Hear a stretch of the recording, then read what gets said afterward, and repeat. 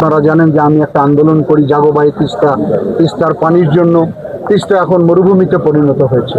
সে কারণেই তিস্তা মহাপরিকল্পনা এবং পদ্মা মহাপরিকল্পনা বাস্তবায়নের উদ্যোগ বর্তমান সরকার গ্রহণ করেছে। আমরা মনে করি যে বাংলাদেশ নদীমাতৃক দেশ, নদীগুলো অবহেলায়, অযত্নে, অবজ্ঞার কারণে আজকে সব খালে পরিণত হয়েছে। সেগুলোকে পুনর্খননেরও একটা মহাপরিকল্পনা বর্তমান সরকারের রয়েছে। আমি আজকে শিবালয় উপজেলায় এসেছি। এখানে আমডালা খাল ইতিমধ্যে অনেকখানি খনন করা হয়েছে। এবার আগাম বৃষ্টি হওয়ার কারণে হয়তো কাজ কিছুটা বাধাগ্রস্ত হচ্ছে। আমরা আগামী শুকনো মৌসুমে অসম্পূর্ণ কাজটাকে সম্পন্ন করব।